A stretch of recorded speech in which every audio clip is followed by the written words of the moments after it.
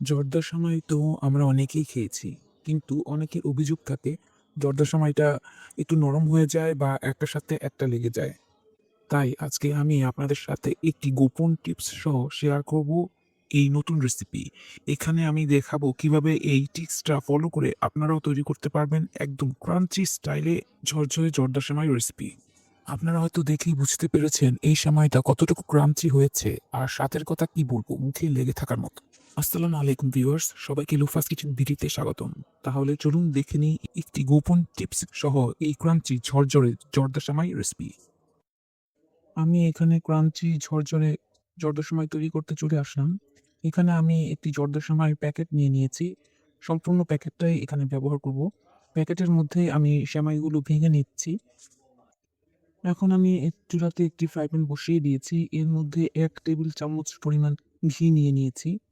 এই ঘিটা আমি গলিয়ে এর মধ্যে সেমাইটা দিয়ে দেব এবং হালকা লাল করে ভেজে নেব। এখন আমি আপনাদের সাথে একটা বিষয় শেয়ার করতে চাই। সেটা হচ্ছিল জর্দা সেমাইটা সাধারণভাবে যেভাবে রান্না করা হয় নরমভাবে, সেই সেমাইটা আমার কাছে ভালো লাগে না। সেটা অবশ্য যার পছন্দ, একেকজনের একেক রকম পছন্দ। কিন্তু আমি যদি এভাবে সেমাইটা রান্না করি তাহলে দেখা যায় ঘুরে, ঘুরেই আমি সেমাইটা খাই। বলতে পারেন এক প্রকার আমি খেয়ে শেষ করে ফেলি সেমাইটা। তাই আপনাদেরও বলতে চাচ্ছি, আপনারাও একবার হলেও আমার এই রেসিপিটা ট্রাই করে দেখবেন। আপনাদের কাছেও ইনশাআল্লাহ ভালো লাগবে। মানে এই সেমাইটা একদম ক্রাঞ্চি হবে এজন্য বলছি একটু শক্ত টাইপের হয় এবং খাবারের সময় মুখে দিলে কুড়মুড়িয়ে ক্রাঞ্চি একটা শব্দ হয় যেটা খুবই ভালো লাগে। এখন আপনারাও ট্রাই করে দেখবেন আপনাদের কাছে কেমন লাগে কমেন্টে অবশ্যই জানাবেন।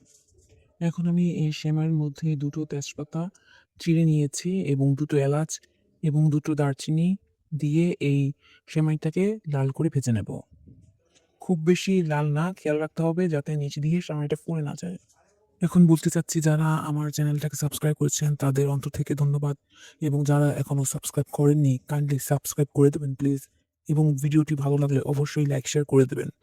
ভিডিও উন্নতি করার জন্য কিছু পরামর্শ থাকলে আমাকে অবশ্যই কমেন্টে জানাবেন।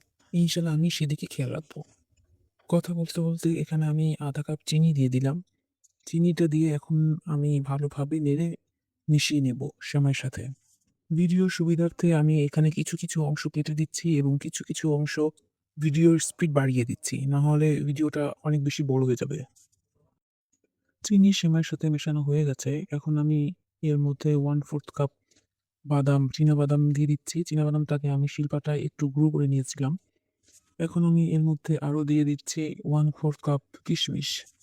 সাথে দিয়ে দিচ্ছি 1/4 কাপ নারকেল কোড়ানো এবং 1/4 কাপ পানি পাশ দিয়ে যাতে উপর দিয়ে না পড়ে সেমাইয়ের পাশ দিয়ে নিচের দিকে দিয়ে দিতে হবে। দিয়ে এখন আমি এই সময়টাকে ঢেকে রেখে দেব ১০ মিনিটের জন্য। মাঝে মধ্যে একটু খেয়াল রাখতে হবে যাতে নিচ দিয়ে পুড়া না লাগে। এই সময় চুলার আঁচ একদমই কম করে রাখতে হবে। পোলাও যেরকম দম দেওয়া হয় একদম কমে ঠিক সেভাবে। এখন আমি এর মধ্যে ১ চিমটি পরিমাণ লবণ দিয়ে দিলাম। যারা মিষ্টি খাবারে লবণ পছন্দ করে না তারা চাইলে স্কিপ করতে পারেন। ১০ মিনিট হয়ে গেছে। এখন আমি এই সেমাইটাকে ভালোভাবে নেড়ে সবগুলো উপকরণ একসাথে মিক্স করে নেব এবং মিক্স করার পর আবারও ঢেকে রেখে দেব ৫ মিনিটের জন্য। অবশ্যই সবগুলো উপকরণ ভালোভাবে মিশিয়ে নিতে হবে। কোথাও যাতে কোনো চিনির দানা আস্ত না থাকে। না হলে কিন্তু সেমাইটা খাওয়ার সময় চিনিটা বালির মতো কচকচ করবে, সেটা খেতে ভালো লাগবে না। ৫ মিনিট পর আবারও ফিরে আসলাম। সেমাইটা এখন সম্পূর্ণ হয়ে গেছে। এখন হচ্ছে আসল টিপসটা। এখানে আমি ১ টেবিল চামচ ঘি দিয়ে সেমাইটাকে এখন আবার একটু ভেজে নেব।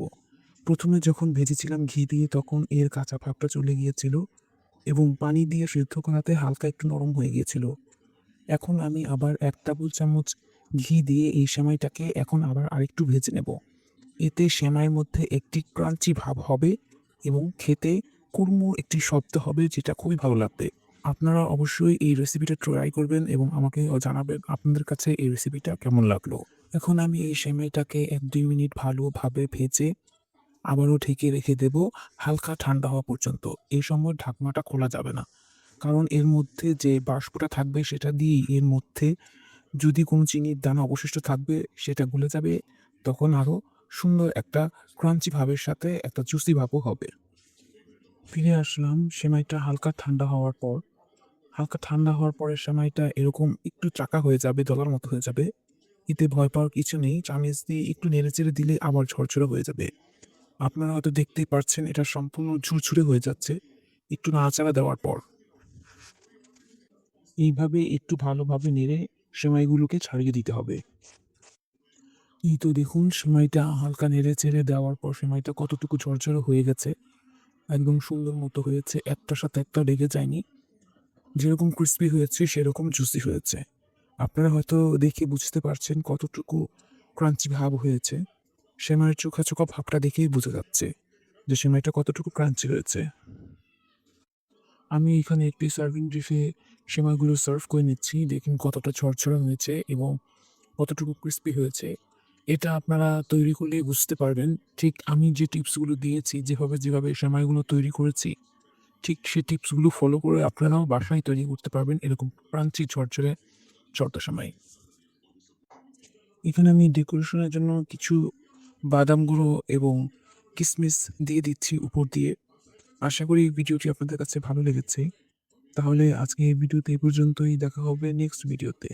সে পর্যন্ত ভালো থাকবেন, সুস্থ থাকবেন। আল্লাহ হাফেজ।